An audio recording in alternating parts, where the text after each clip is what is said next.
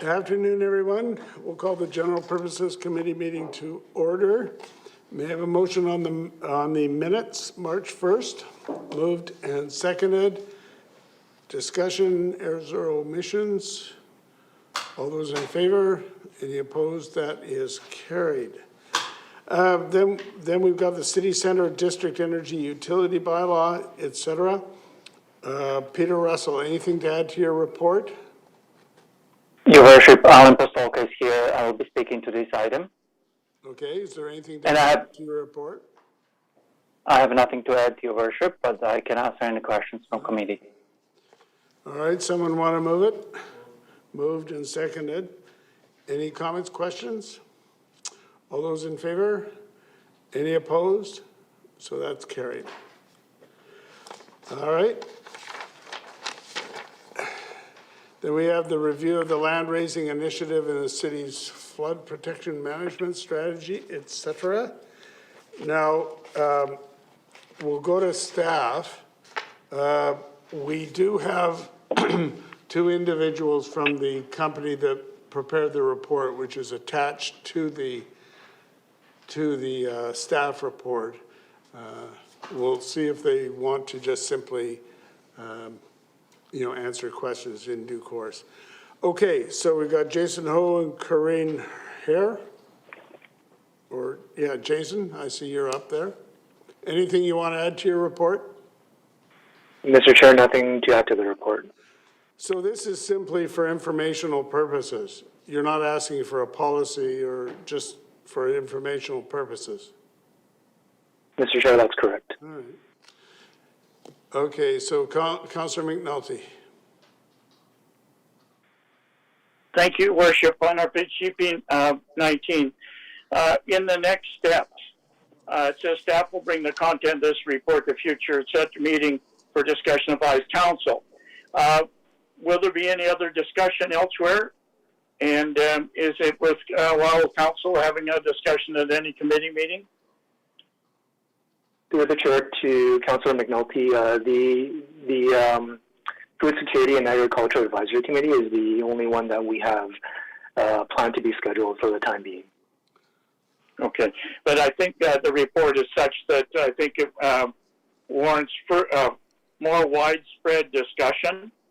Obviously, if this report is going to stay and sort of in a document they're going to work from, I think it would need that. So I just hope that staff would take that under advisement. I think with those two committees, it's very limited. That's all I have to say. Thank you. Okay.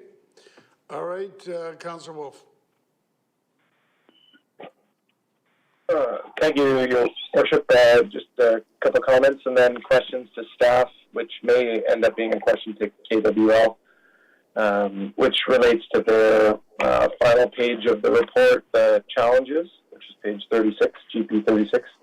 But before that, a couple other points. So after going through the report and my familiarity with the environmental sensitive areas and riparian management areas, I was concerned that even though this report, I'm aware, does specifically refer to agricultural area, so that's right in the very first paragraph in the staff report. This specifically relates to agricultural land and agricultural viability. But maybe unfortunately, agricultural land is not just agricultural land. So 30% of Richmond's ecological network is in the ALR and overlaps with, when we see maps of agricultural land, that has a good overlap with the environment plans. So I feel that this report needs to be referred back to not be in such a silo and just focus on agricultural viability, but what the raising of land could do to ecological areas as well. Now, I know the Richmond Nature Park is not a farmed use, but in the report, it actually mentions on page 17 that raising the land in all areas is part of the objective of the flood management strategy. And I think that's quite concerning, maybe leaving that language out, that there are not necessarily 100% as a target of raising the land, but there would be some intact. So we just had an example last week of a developer asking for the front yard to keep an old mature tree in place, keeping the land as it is in that vicinity. So I think there's examples, residential, city-owned, agricultural, that are not necessarily a blanket approach that this report seems to be. So one of the requests, if referral is supported, or deferral on this decision, that it also goes to the ACE committee, especially for the areas that are in overlap between agriculture and environment. And I know that the staff are not recommending any changes to the flood management strategy, which I don't think is needed. I think it definitely has value as it's written and as an overall strategy, but we need to have a multitude of lenses going forward. I've heard from farmers in Richmond that municipal water that they have to pay for at a much higher rate than agricultural land is the norm for many areas that are cut off from using some of the drainage canals and the more fresh, less salt water further east. And so they're already seeing that as one of their biggest concerns and burdens is they're having to charge more because they're paying more for water. And this report seems to be that would be the norm. Once you bring in the fill, it's going to, where we put the new soil, which is probably the old soil, lifted and put on top of whatever the fill is, that isn't going to have the groundwater connection anymore. It's all going to be top-down drip city water irrigation, and that's a concern. That's no mentioned in this. I think that needs to be addressed. Let's get an answer to this. Staff, do you have any comments in response to that? Through the chair to Councillor Wolf, the intent here is not to go out there and force properties to raise their land throughout the city. It would be driven by the agricultural committee or community, or where it makes sense for that particular property, wherein they're needing to raise their land for their farming purposes.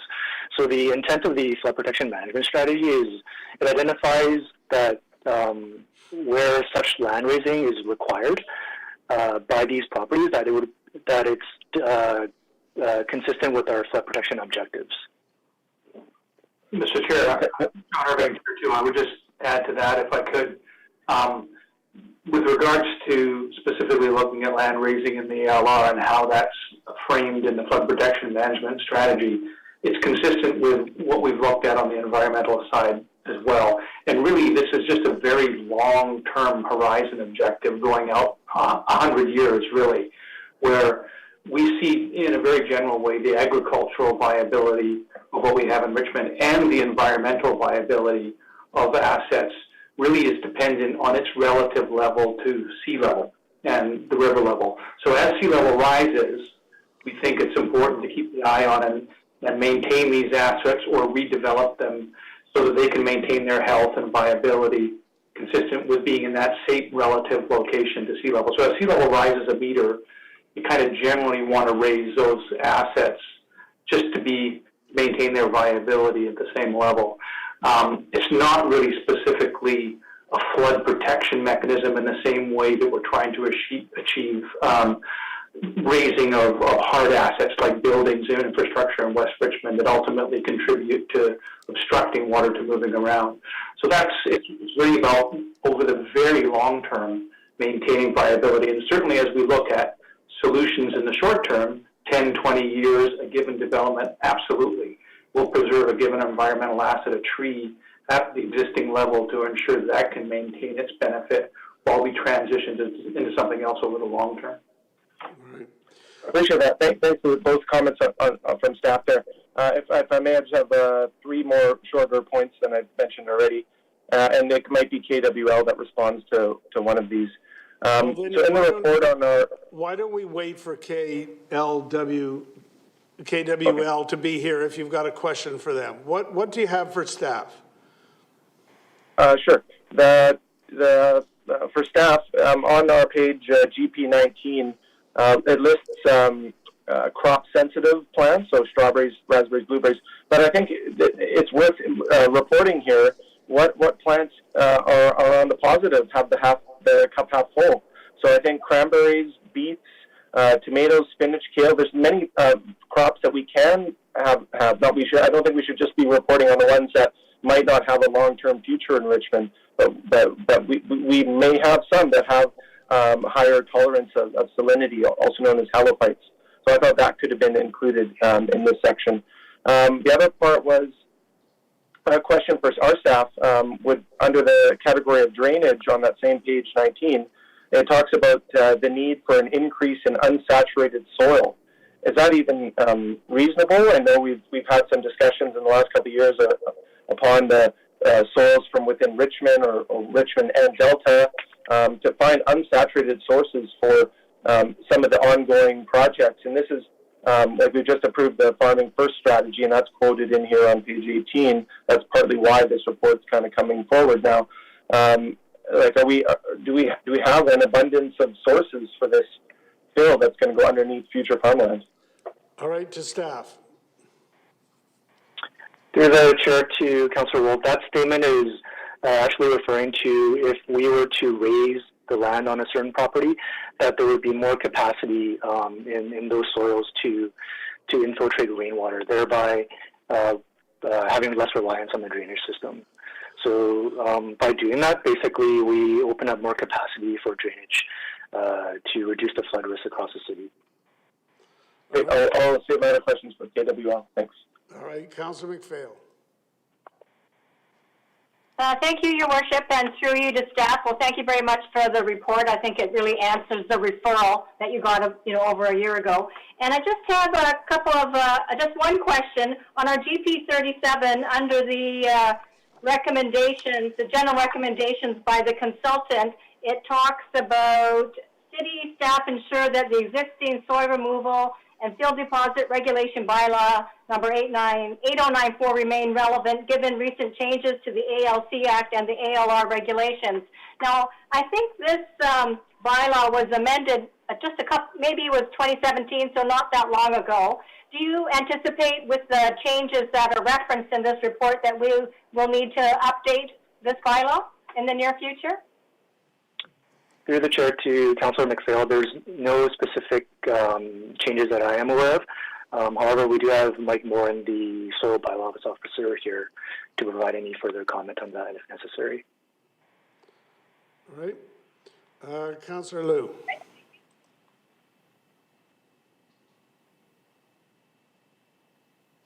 Thank you, through the chair.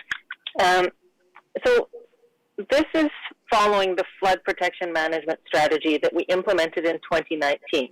So in 2019, we looked at it, we saw that the adding fill within Richmond was part of the strategy. And I recall asking about that at that council meeting when it came through, when it came into being, because I realized that this was going to then involve raising the land on agricultural land as well. And I remember asking about it. And I also note that nobody else asked any of these questions at the time. So this report came up because some councillors had some issue with certain farmers who were looking to raise their land and get their crops out of puddles. And so it seems like this corroborates the information that we'd already been given and the work that staff had already been done on the management strategy in the first place. So I'm just wondering, how much did this report cost us to get done, just to corroborate the information that staff had already done the work on? Through the chair to Councillor Liu, the study costed about $25,000. Everybody's frozen. Sorry? Councillor Liu, did you have more? Well, Can you hear me? Yes, we can hear you.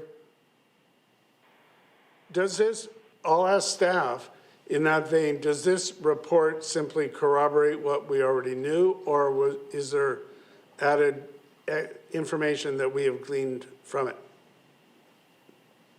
Mr. Chair, it provides more supporting information on why the initiative was identified in the original flood protection management strategy. All right. Councillor Liu, we seem to have lost. Okay, Councillor Steeves. You're muted, Harold. Harold, you're muted.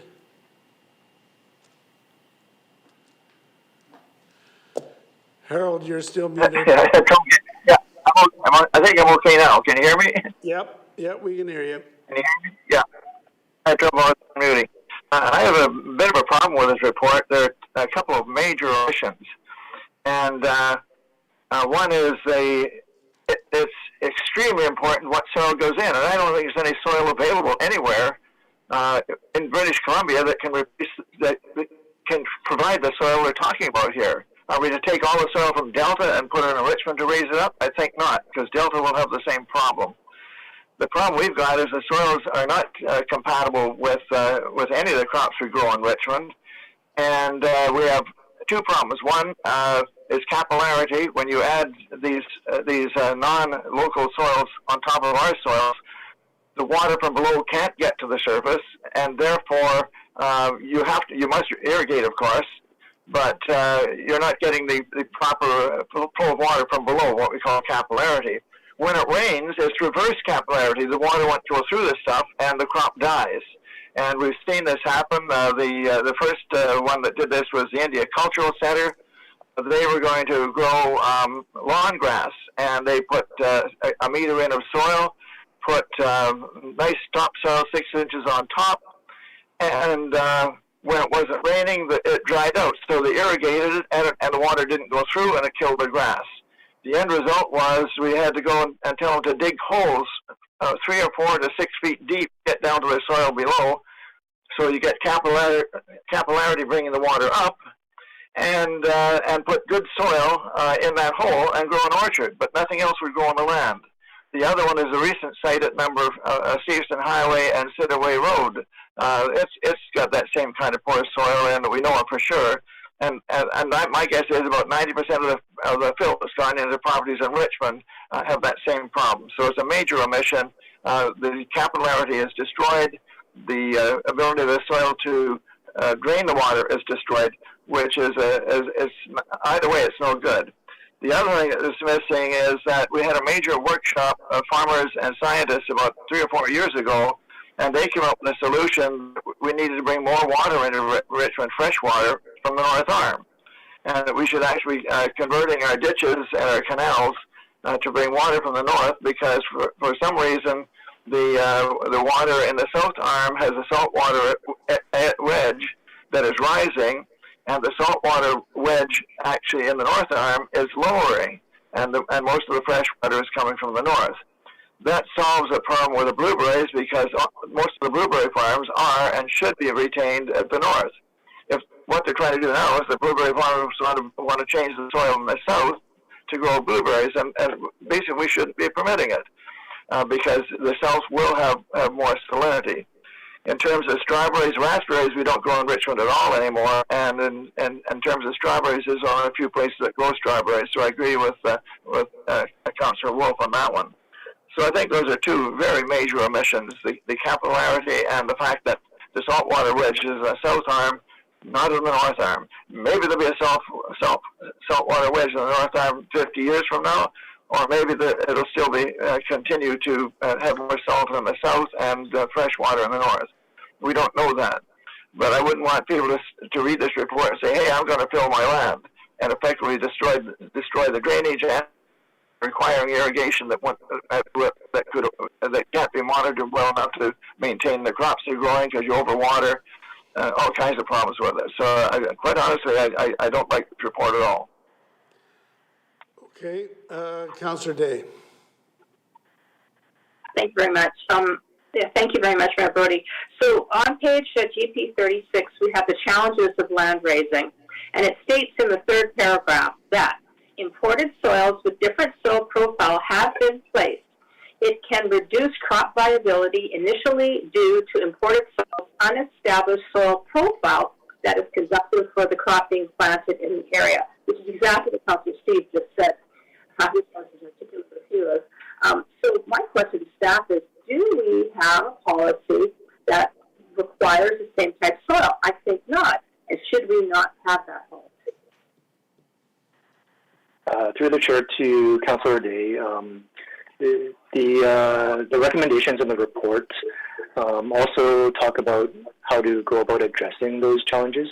So in particular to Richmond, for us it would be continue maintaining our best practices in doing these things. So that includes things that are identified on our soil deposit requirements checklist, such as a report from an ecologist, qualified professional, just including a description of the type of soil that's being imported, monitoring and reporting plan, as well as a drainage plan and farm plan as well. And our soil bylaws officer can add further to that if there's any further information. John? Mr. Chair, I would just add to that as well. It's certainly the intent of this work in the report just to support the existence of that overall very long-term piece in the flood protection management strategy, recognizing that there are an awful lot of details in terms of how you implement this, if you wish to, over the long period of time on a site-by-site basis.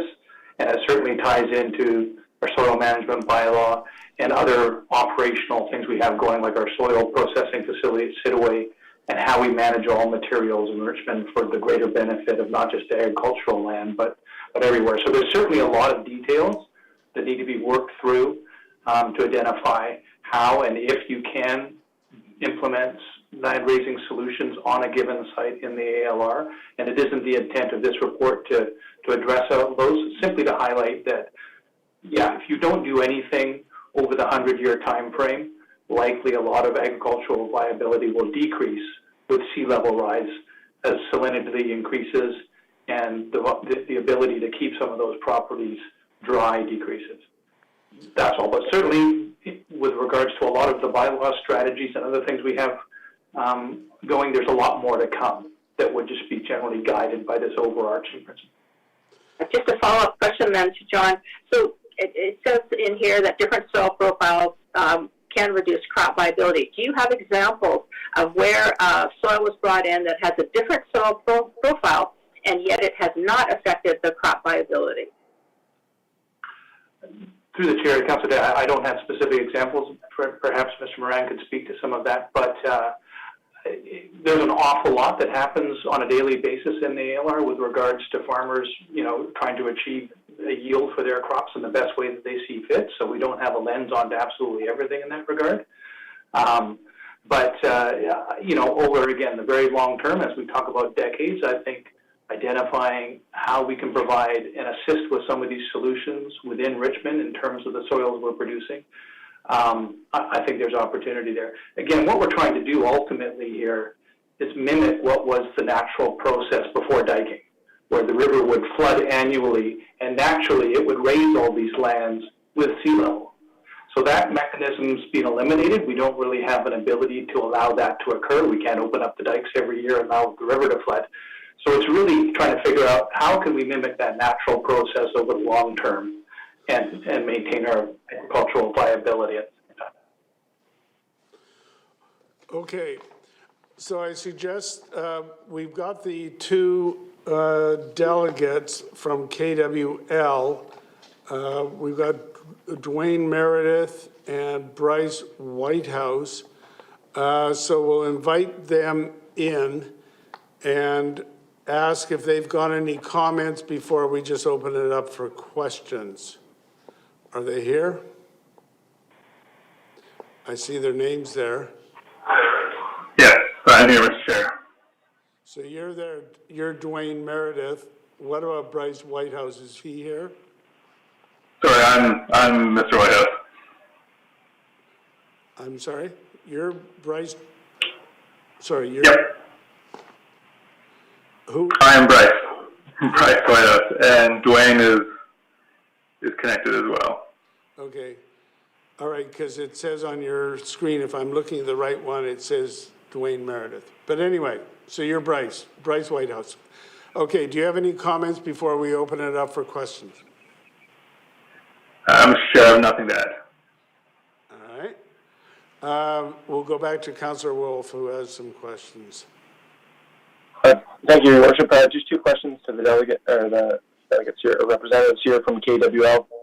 So a few councillors have referred to the soil profile or the soil quality Are you able to speak a little bit further in the report? So you do mention on the challenges to land raising on page GP 36, which is your report, I guess 4-3, and it talks about that being a challenge. Can you speak to examples where bill has been brought in and it's taken time to develop that regrading? What does that timeline look like? And then associated to that question, what are typically the viable crops for that type of a project? So both of these questions are under your soil quality and crop viability section 4.2, so I'm not sure which of you, both of you can answer. Through the chair, Councillor Wolf, in terms of a time horizon for reestablishing a profile that was once there before the disturbance, I cannot speak to that professionally myself. It requires the agrologist that is assigned to a specific piece of land or site that is going to be raised to come up with that profile, because they can vary from piece of land to piece of land. I don't have any specific examples that I can think of where a different soil profile has been brought in and has been compared to the previous one. All I can say that it is possible and has been done, but I cannot comment specifically. All right, further questions? No?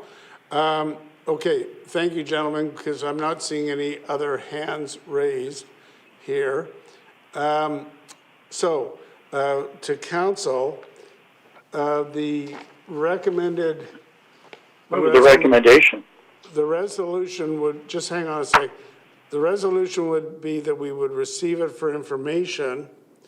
May I suggest that we give direction to staff? Harold gave us two specific questions, and I'll paraphrase them.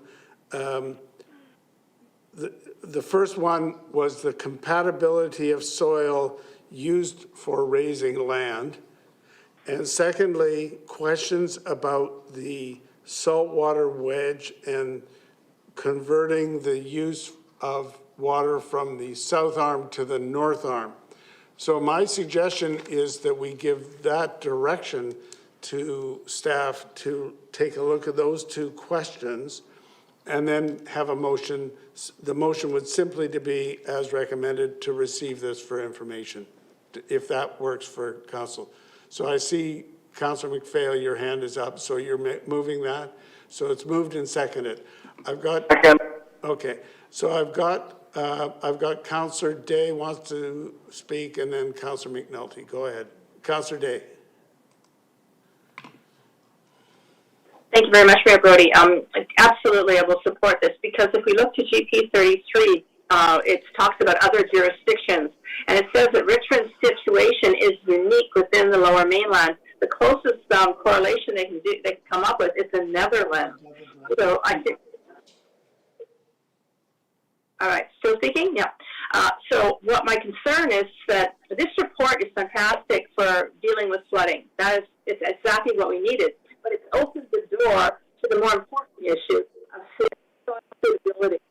And I think that we absolutely need to look into this to ensure that when we bring in soil, as we in our practices on GP 31, that we make sure it's working, because as staff have said, they have tested to see if the conditions for food or whatever they're going on in our land is better or worse after the new soil is brought in. So I think we need to follow up on all of these, multi-million-dollar soil deposits and make sure that they're actually benefiting agriculture and not being a detriment. All right, Councillor McNulty. Yeah, thank you, Your Worship. I was going to move the recommendation for information. It is only for information, and to have staff address not just those two concerns, but there are a number of other concerns and issues raised that need to be addressed, and staff can address them and give us a memo on them and let us know where they are and what those issues are. because basically the report reinforces what staff has already done. Okay, I don't know why we spent $25,000 to verify staff's work. We could have got, these are guidelines and issues and need to be addressed on an individual and collective basis. So I think the comments are good and they're germane and they need to be taken to staff. And as I mentioned earlier, the document and the issues need to be taken in a wider circle. We talk about agricultural land. There's farmland in here, yet we got to talk to the farmers. We're not talking to the farmers. We're all experts on it, but we're not farming. Cranberry, blueberry, whatever the crops are, let's talk to those people that are living and get that kind of information back in the report. I think the KW has done a good job, and I think our staff have done a good job, so let's marry the two together so we can have a good working document with outstanding guidelines. So I would add the other comments to that recommendation earlier, Your Worship, because I think they need to be addressed. They are issues. They're of concern. Let's get on top of it. Thank you. Councillor Steves. You're muted, Harold. There you go. Yeah, there may be a staff report from several years ago around someplace, but I don't think it was a city initiative. The workshop that looked at this was at Kwantlen University, and I believe it was some of the professors at Kwantlen. Bruce May, I know, had a major part of it, and basically their determination was that we would have no problem with salinity in the North Arm, and if we raise the water table by continually pumping, running South Arm water, North Arm water to the south, that we wouldn't have the problem that we're looking at we're facing. So it's probably 4 or 5 years ago, but I'm not sure where we'd find the report. But I think that's what we need to look at, because that was the decision then, and the information came from our staff, where they were monitoring the salinity in the South Arm and found that the salinity in the North Arm was going down in conjunction with the salinity of the North Arm was going down as the salinity in the South Arm came up. That came from our engineering staff, and that was part of the presentation to the meeting. So I think it's important that we find that information and review that, because it's quite different than filling in the land with very poor soil. All right, if staff could take that under advisement, that that should probably be step number one in one of those questions, looking at the old staff report. Now, Councillor McNulty, your hand is raised. Is that an old one? Sorry, it's an old one. I'm sorry, I tried to take it down, lower hand, sorry. All right. Okay, so the actual motion is as recommended, so I'll call the question. All those in favor? Anybody opposed? Councillor Wolf is opposed. Everyone else is in support, so that carries. The next item, thanks to our delegations, the next item is on the local election bylaw, the appointment of the chief election officer and the deputy, etc. So, does any staff want to speak to this? Your Worship, I'm available to speak to it. Tony here. Okay. Any questions? Councillor Day. Hello, thank you very much, and thank you, Tony, for being here. So my question is, we had a letter from a constituent who suggested that maybe we could apply to the province to allow only mail-in ballots to reduce the cost. Is that something that we could request a special, given COVID, a special consideration from the province of BC? Through your worship to Councillor Day, my opinion would be no, that you couldn't restrict voting to just mail-in ballots. That's not contemplated by the legislation. In order to effect that change, you would actually have to have legislation passed, which would involve a bill being presented by the province, going through the various readings, and then finally adopted. So under the current legislation, it doesn't contemplate limiting voting to just mail-in ballots. All right, any other questions? Okay, may I have a motion then? Moved and seconded. Further discussion on that? All those in favor? Anybody opposed? So that is carried. Then we have the ministerial order request, page 45. You see the special provisions that staff are suggesting that we ask for. They would be done presumably straight away now. Move the recommendation. Okay, so it's moved and seconded. But Claudia, did you wish to say anything to that? Or is it just the I have report? nothing further to add, but can certainly answer questions. Okay, any comments, questions? Okay, we'll call the question then. All those in favor? Anybody opposed? That is carried. I think that's it for the meeting then. I'll ask for a motion to adjourn. So it's moved and seconded. All those in favor, opposed, carried. Thank you, everybody. We'll see you at 7. Could I have a question, Your Worship, off the record? Okay, so we're now past the meeting. Go ahead. Okay. Given the fact that the province has moved up in vaccinations and what have you, and the 80-year-olds are coming in very quickly, and it's moving down the thing, has Vancouver Coastal Health come up with any further requests for other sites? Oh, yeah. And And I think we need to, I'd like to ask that. And is TELUS going to add some more people? Because I understand a number of our seniors did not get information, and some people didn't even know that there was a clinic and site in Steveston on it, and gave them an option of going to a private clinic, which is not on the books. So Okay. I think we need some of those questions now. Okay, but before we do, I just want to remind you that we have a special council meeting to ratify those last two matters. So don't anyone go away before we get to them. Serena, can you help us out with Councillor McNulty's questions? Thank you, Mr. Mayor, and apologies, Councillor McNulty. I didn't hear the full question specifically. Could you just restate it for me?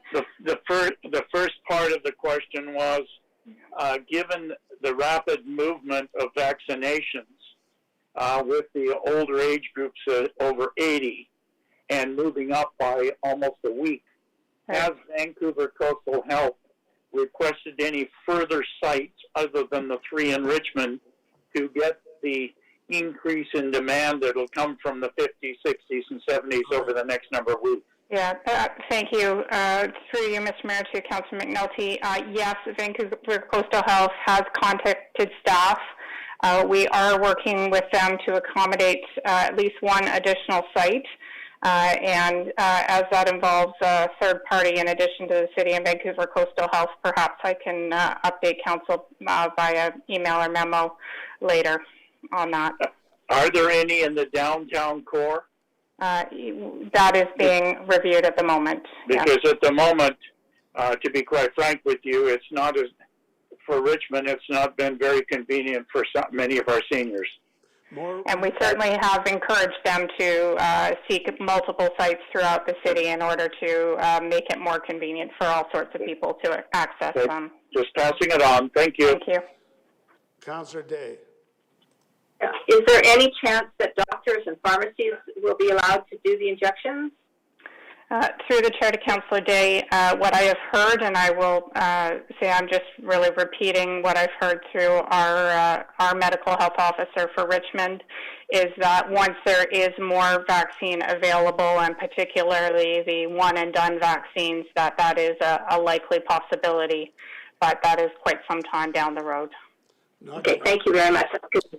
Okay, so I'm going to call the special council meeting to order. We've got the 2 items on the agenda, which are repeats from the GP. One is the appointment of the chief election officer and the deputy. May I have a motion? So moved. Moved and seconded. Any further discussion? All those in favor? Any opposed? That is carried. And the other item is Move the ministerial order request. Okay, moved and seconded. Any further questions or comments on that? All those in favor?